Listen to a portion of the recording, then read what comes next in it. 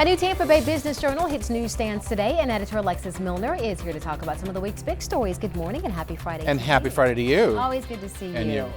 Lawyers apparently are getting better at the business side of what they do. You see, it's actually helping the economy a little bit. Well, it is, certainly because law firms in the Great Recession had to do what a lot of businesses do, which is to look at their business practices. But in general, the demand for lawyers that can make rain, as it's called, rainmakers, that takes a certain kind of personal expertise. So the firms, and you can see in our newspaper which firms had the most sort of profit per equity partner. But what they're saying is that they've adopted lean business practices and creating business plans.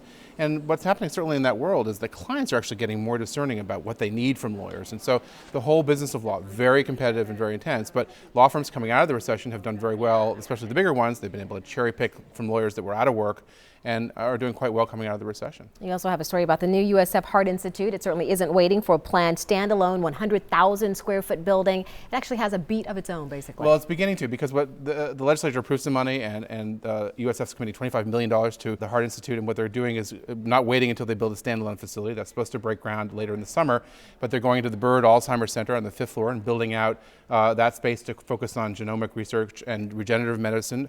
And USF very focused on research. It's the kind of thing that when you look at the big economy and the healthcare assets that we have here, a lot of economic development people think this is a great place to put some money, and USF moving forward before the big building is built.